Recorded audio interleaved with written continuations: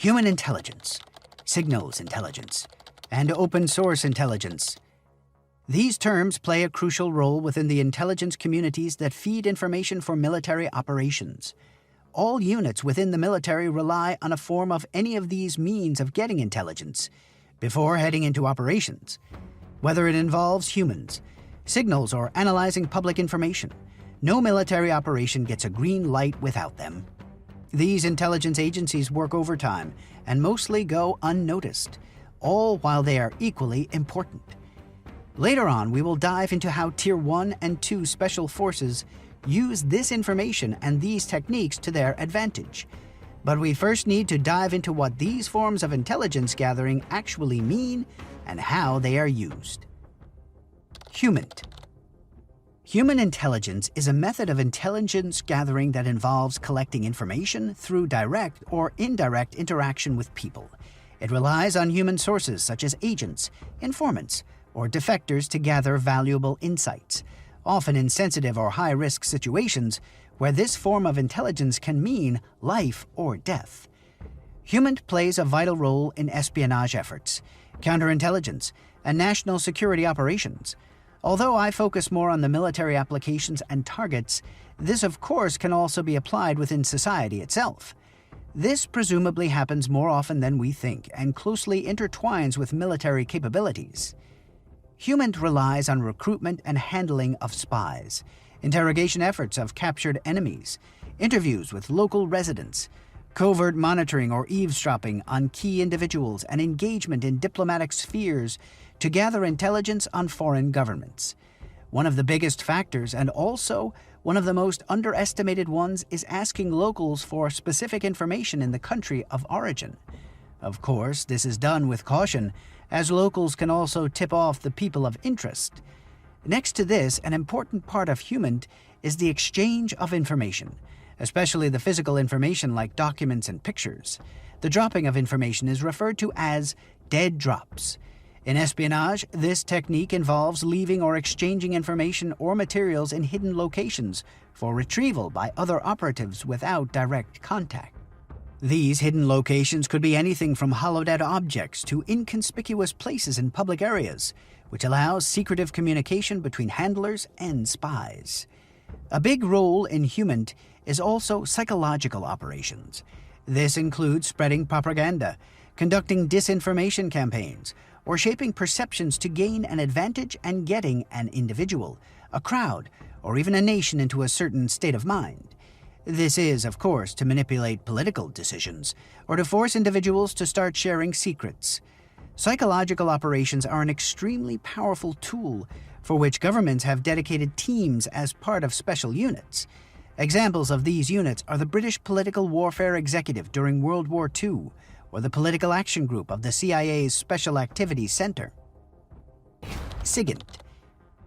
Signals intelligence involves the gathering and examining of intercepted electronic signals, such as communication transmissions and radar emissions. It entails monitoring and deciphering these signals to get important information about adversary capabilities, intentions, and actions. SIGINT is an important part of modern intelligence collection, giving insights into communication networks, electronic warfare, and possible threats. A crucial element of SIGINT is the clandestine operations surrounding it. It is as effective as the duration you are able to do it covertly. Or, well, that only counts if you are not a three-lettered agency, of course. To make it tangible, a real-world example of SIGINT is the interception and analysis of encrypted communications between terrorist operatives by intelligence agencies. By monitoring their phone calls, emails, or other electronic transmissions, SIGINT analysts can uncover important details about terrorist networks, their plans, and potential targets. This information can then be used to disrupt terrorist activities. The most common tools used in such operations are satellites for geospatial context, IMSI catchers for intercepting phone communications, or specialized hardware, with specialized software installed on it for deciphering encrypted communication. This, together with the usual suspects like hidden cameras, microphones, or tracking devices. It is common for specialized units, or specially trained operators to utilize specific equipment to gather intelligence on the battlefield. This equipment can include specialized antennas, receivers, and processing systems designed to intercept, analyze, and exploit electronic signals. These systems may vary depending on the specific needs and are sizable enough to be carried around and can quickly be set up and broken down. This is, of course, not limited to ground stations, but can also be flown around as UAVs or attached to drones. This will vary on the specific missions, weather conditions, and aerial defenses of the adversaries. Of course, this is not the only way the military intercepts signals. There are large facilities spread around the world who operate on a far larger scale. A facility that is notorious for its SIGINT operations is Pine Gap. Situated in the middle of the outback in Australia and hailed in secrecy, the CIA runs one of the most secure and sophisticated signals intelligence and satellite tracking sites. Initially a site to track and monitor Soviet missile capabilities, it has grown out to one of the biggest, if not the biggest, satellite surveillance bases of the world. Data analytics also play a crucial role in SIGINT. It is one thing to gather this data, but to make sense of it is another. Specific machine learning algorithms and advanced big data analytics software are tailored for these specific use cases and get increasingly good at making correlations between millions of data points and signals. Of course, this also has a downside. We increasingly rely on these systems to make good decisions while it is as good or bad as it has been programmed to be. An example of units that gather signals intelligence and feed this to military counterparts are the Intelligence Support Activity and the Special Collection Service. You can find videos for both of these units on my channel. OSINT. Open source intelligence involves collecting and analyzing publicly available information to gain insights into enemy capabilities, intentions, and activities.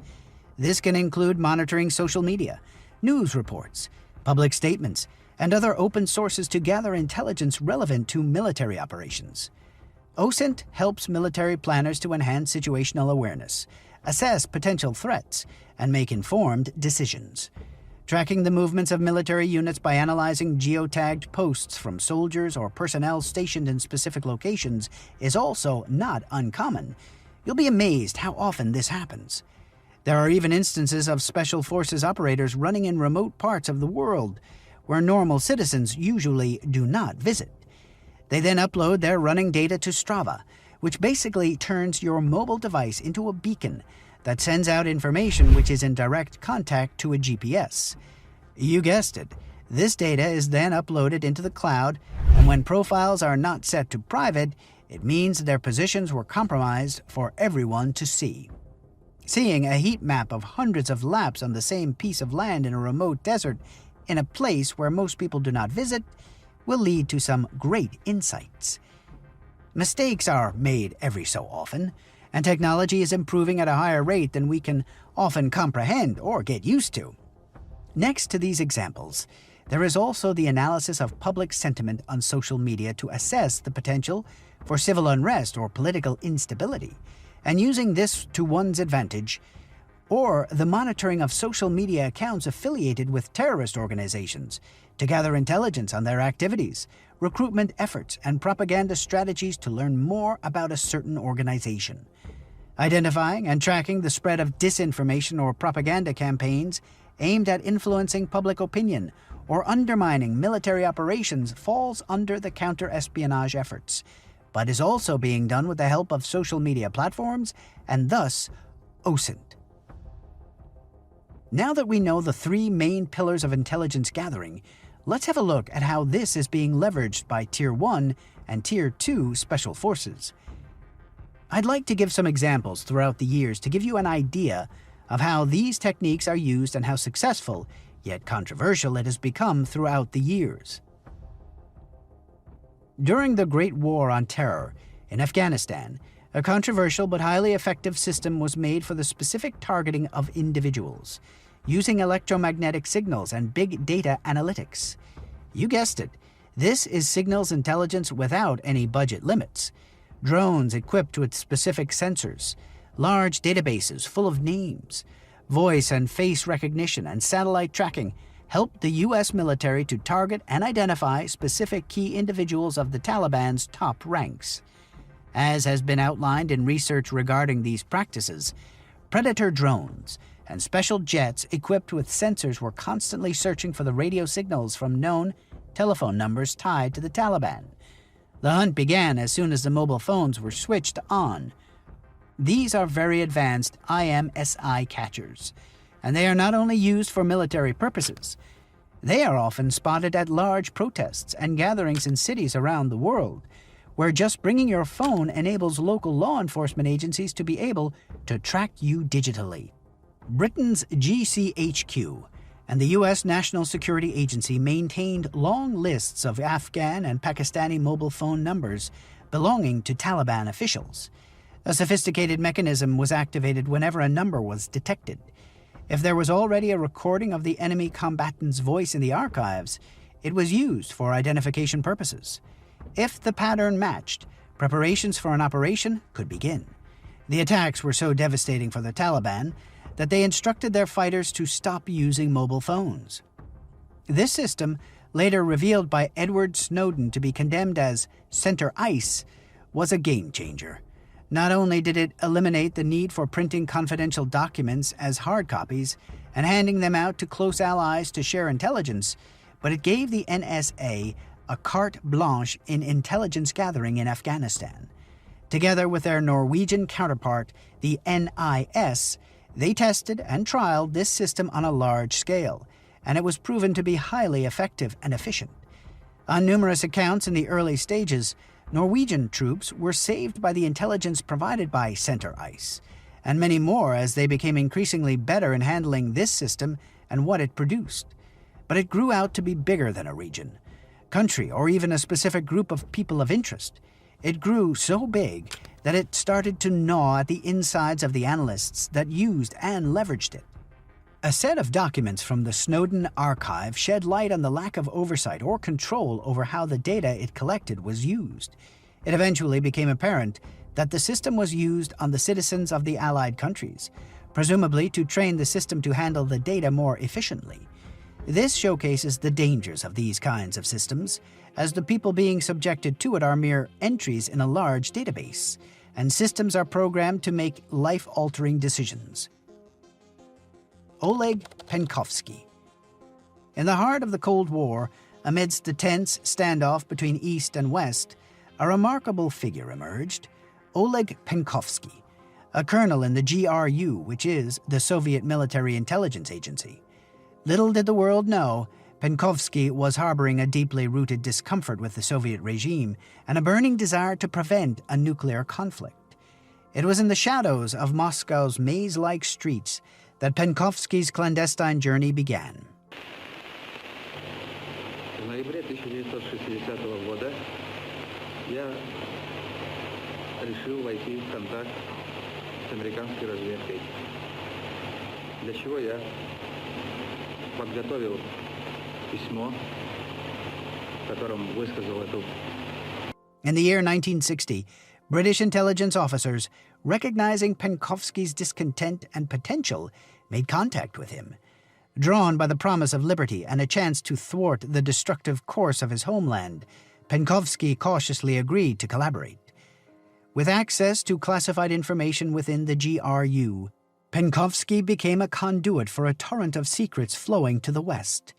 Through numerous covert meetings and ingenious concealment methods like microfilm tucked into innocuous objects like cigarette packets, he smuggled out a trove of intelligence gems. His revelations were nothing short of incredible. Detailed blueprints of Soviet missile sites, strategic military plans, and insights into nuclear development, all laid bare before the eyes of Western intelligence agencies.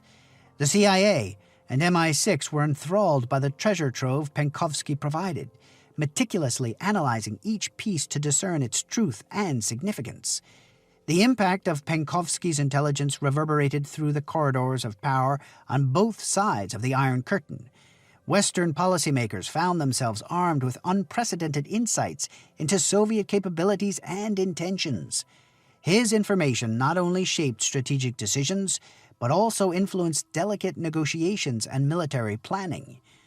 But amidst the cloak and dagger intrigue, danger lurked.